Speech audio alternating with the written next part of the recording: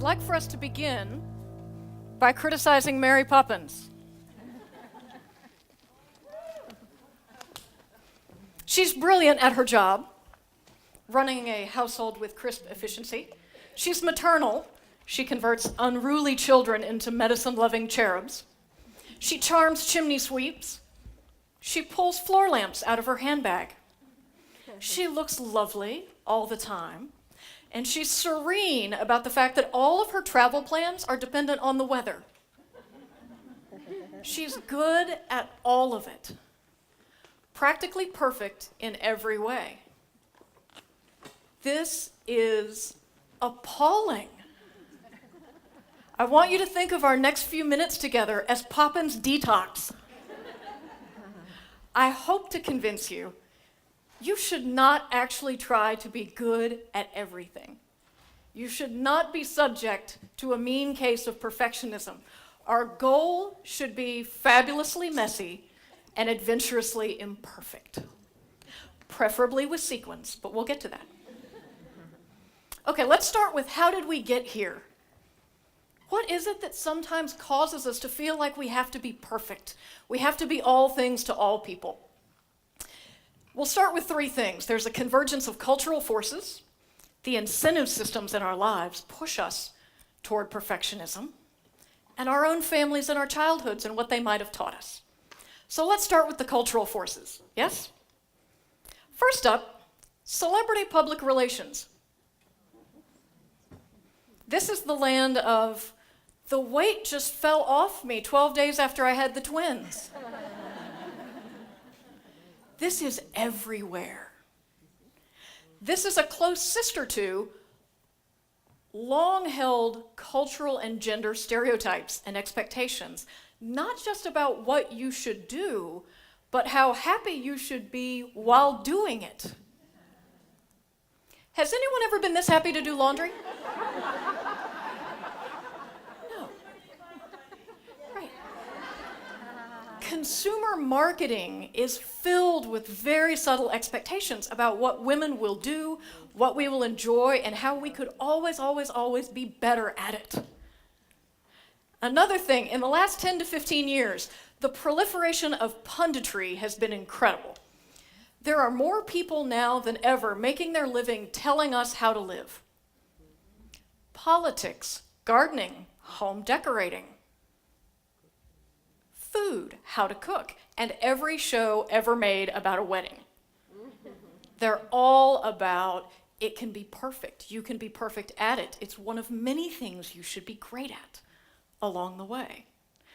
Think of this as the perfection industrial complex, and we will learn to ignore it in a few minutes. The fourth one is peer pressure. You have well-meaning friends and family, but they all have these very subtle expectations about how we live our lives. Sometimes you have in-laws. How many of you are parents? Remind me. Okay. This is especially true of parenting. Any gathering at which large groups of people come together to talk about how people should raise their children winds up feeling like this, right? There is a right way to do it, and you should do it. Applies to everything. You have to learn to pay attention to those forces. And finally, on this short list, social media. We don't post the imperfect, messy, flawed versions of ourselves on social media. And so we consume everyone's well-meaning but heavily edited, glossy social media posts, right? I don't know about you, but in my world, vacation photos on social media always make me feel like everyone else is living the National Geographic life, you know? And I am there in North Carolina while everyone else is in Switzerland for Christmas. These are some of the pieces that combine to help us feel very, very subtly like, oh, we're being pushed towards this unrealistic perfectionism. Another one is the incentive systems in our lives. As we age, as we take on leadership roles in the community, as we advance at work, as we stockpile skill, all the forces in our lives push us away from admitting that we don't know things, from being inexperienced, from being rookies. They push us towards knowledge and mastery and expertise and a kind of wise respectability. We are rewarded for being experts. We are paid for being good at our jobs and for being right. And we win awards for success in our industry. Hello, Stanley Cup. I believe you all have 26 of these. Not lately. This can be really good. There's nothing inherently wrong with this. It is good to be an expert and be rewarded. But it is a rare system and a remarkably enlightened company that also encourages and rewards risk and innovation and learning from failure. We don't do that well. And so we live in these systems that push us toward avoiding looking foolish, toward avoiding taking risk, avoiding being new at something. And we wind up staying inside the world of things we already know we do pretty well.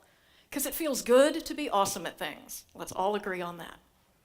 This incentive system pushes us in that direction. And the other one to touch on before we move on to how this shows up and what we can do about it is our own families and our childhoods. What did we learn from them about whether or not we should be perfect? Did we accidentally learn that we had no room for error? As a young girl, I learned that my roads had no shoulders. And I mistakenly believed that for nearly 30 years. My older brother is the smartest, funniest person I have ever met. I adore my big brother. And he has fought profound clinical depression his entire life. My first memories of it are when I was in 3rd or 4th grade. What I took away from that, the mental model that I created, was that I could cause no one any trouble. My parents should never be concerned about me. I couldn't cause them any grief because their plates were full. Now, this is funny because my parents are the most affirming people you have ever met in your entire life. They would have been thrilled if I had become anything. If I had chosen to become a goat herder, my mother would have said in my mom's voice, "Andrea Joy, no one has ever herded goats as well as you do. You have the best herded goats anywhere." I created a completely false mental model. My parents never said anything to me that made me think this, but I created this belief that because they had their hands full helping my brother, whom I loved, I couldn't do anything that caused anyone any concern. Cultural forces and incentives and our families and childhoods. Think about what they taught you and think about whether or not it's actually true along the way. So this is a little bit about how we got here. Now let's make fun of how perfectionism shows up in our lives. First up, as Crystal noted so well, it ruins our boundaries. It ruins our ability to say no to people because we're always trying to prove that we're enough, and so we do more and more and more. Those of you who have very busy jobs and yet somehow feel like you always have to make artisanal baked goods for your children's classes, this one's for you. This is, I have to be able to do it all, I can never say no, and so I keep trying along the way. Perfectionism also skews our perspective on our own strengths and weaknesses. We overvalue our weaknesses and we undervalue our strengths. And this is major. If we cannot say, here's what I'm great at, these are the things I do brilliantly well, if we don't actually appreciate our own strengths, we have no ability to have a safe space in which we can say, yeah, I'm just not very good at any of that, and I'm never going to be good at that. You have to be able to name your own strength in order to give yourself grace to be imperfect along the way. And perfectionism skews that perspective. It also kills innovation and risk, especially at work. If the boss berates herself for anything less than absolute perfection and mastery every single time, Do you think her team takes risks? No. They won't innovate because innovation requires some half-baked ideas until you get to something brilliant. This has personal implications as well. If you think you have to be good at everything, you probably simply don't do things that you're not good at. And you hear this in our language all the time. You think you can't sing very well, so you say, oh, I just don't sing, and then you don't. You think you're not a good public speaker, so you avoid every situation in which you have to speak in public. You let the fear of judgment dictate the width of your world. The sister to that is that being a perfectionist makes it difficult for other people to be real around you. If other people think you expect perfectionism from yourself, that you think you have to be perfect, even if you don't mean for them to, they'll extrapolate it into they think you expect them to be perfect along the way. And they just won't tell you all the really messy, interesting, authentic things about themselves. This is really important for two main groups of people. Supervisors, right? You need the people who report to you to be able to come to you and say, oh, this project is really going off the rails. They need to be able to say when an idea is not very good. Sometimes they need to be able to tell you that your idea is not very good. And they need to be able to tell you if there's something fraudulent happening in the company. But if they think you only want the perfect and the good, they won't tell it to you. Who do you think the other group is for whom this is very important? Parents. Parents. Your children have to know that you like flawed and imperfect. They need to know that when they hand you their totally chaotic teenage problems, they won't be judged or rejected. It really is about what are the language barriers you create to other people telling you their truth, especially when that truth is just a hot mess, because it is for all of us at some point. So, it's also dull. Perfectionism's just really dull. We think we want it, and then we see people who seem perfect, and what do we say about them? They're boring, they're kind of fake, they seem a little shiny. Okay. We think we want it until we see it, and then we're like, oh, no. Think for a moment about your best friend. Your best friend is probably brilliant and hilarious. They're also kind of a hot mess every now and then, right? In reality, we love people with frayed edges and rough bark.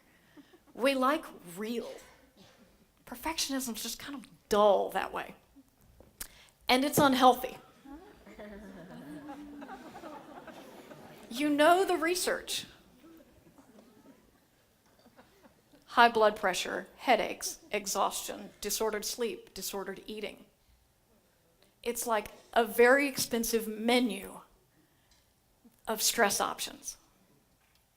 So let's avoid that and not order off that menu, and instead take a minute to think about how we fight this together.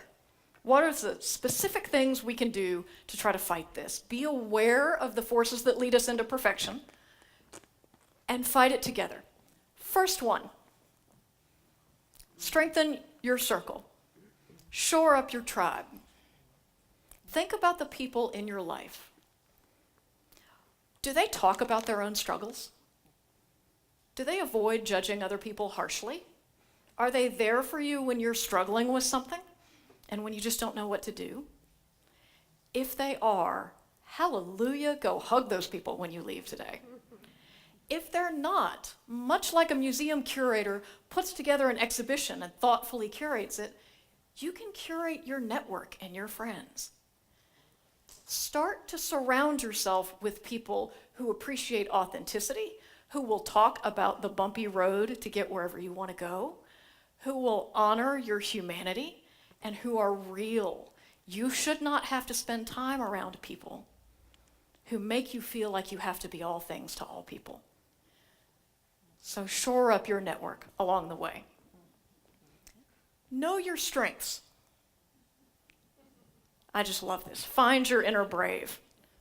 Know your strengths. If you cannot clearly name your gifts, your skills, and your talents in under a minute, you may be living in a place of insufficiency instead of a place of abundance. And that's probably holding you back. The meek will inherit the earth, but they rarely get promoted. Humility is absolutely essential. But if you go through life acting like your successes came from luck and the kindness of other people, if you live in this tremendous place of modesty and inability to say what you did right, you run the very real risk that people will believe you. And they will think, oh, they did get there through luck instead of a killer set of skills. Learn to articulate your strengths calmly and without apology. Third, pay attention to all those perfectionism profiteers. The books, the pundits, the magazines, the blogs, the neighbors, whoever they are for you. All the people who are pushing you subtly into a place of you're not good enough, you have to be everything to everyone. Pay attention to them and then say no. No. They will try to tell you that you have to change your appearance, how you manage your career, how you manage your family, and how you have romantic relationships because you clearly don't know how, so Cosmo has to tell you. Right?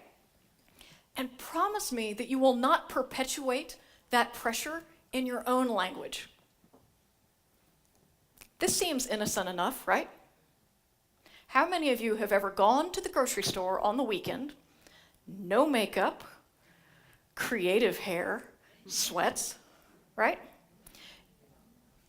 You're innocently in the produce section and you suddenly see one of your colleagues. We frequently do this. Oh, hey, sorry, I was gardening. I didn't expect to see anybody. You start to apologize for that, right? We've done this. Okay, you're nodding. Now I know.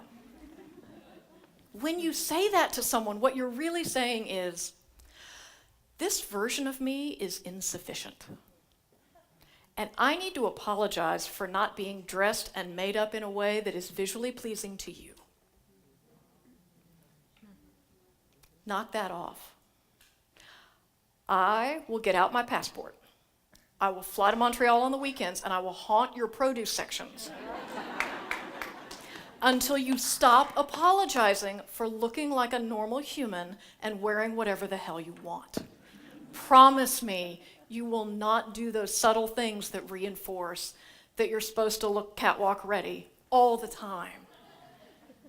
Don't do that. Okay, high school algebra. Do you remember show your work? Right? Partial credit. It saved me. I was an English major later, so partial credit was hugely important. If you showed how you got to the solution, even if you went wrong and the answer was incorrect, if you went wrong late, you might get partial credit, right? We don't do this nearly enough as women. We let the shiny bio, the great resume, the wonderful introduction stand as if it's the entire truth. And it never is. All the good stuff isn't on your resume. But it's especially important for the next generation. There are young women in this room who may think that those of us who are a bit older just levitated into our success with our manicures intact.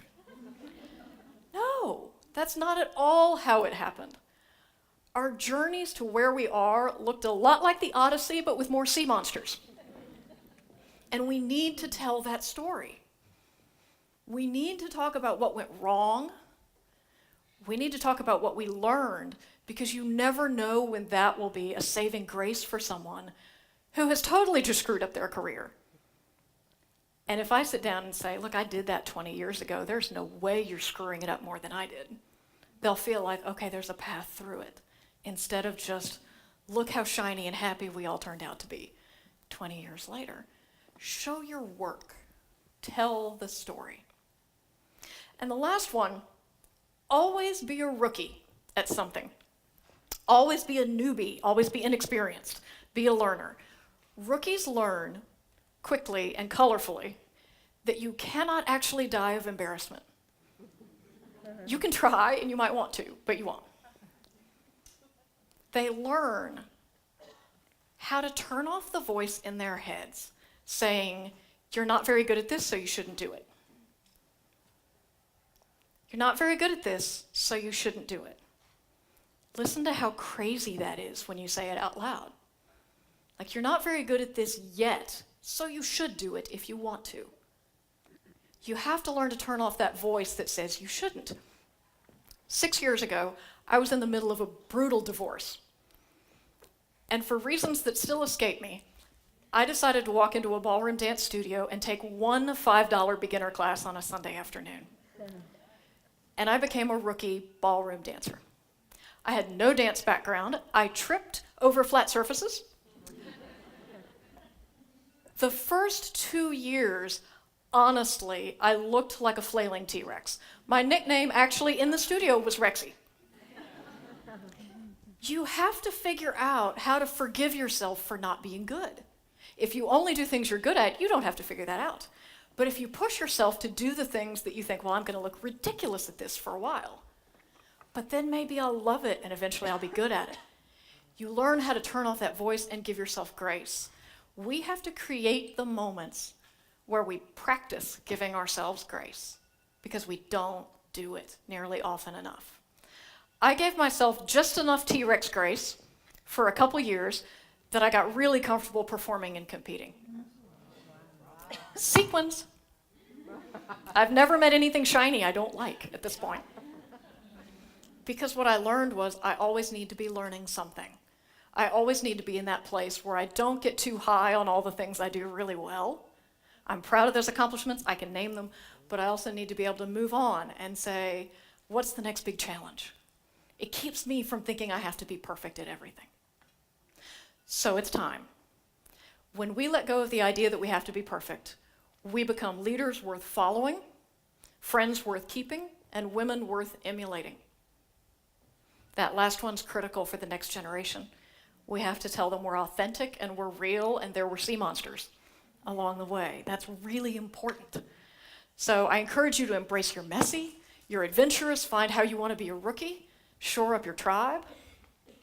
And we end by coming back to Mary Poppins. There's a line in the movie that is my favorite that goes by very quickly. She says, enough is as good as a feast. Enough is as good as a feast. We are not perfect. We are not meant to be perfect. Thank God. We are fabulously messy and adventurously imperfect. And we are enough. Thank you.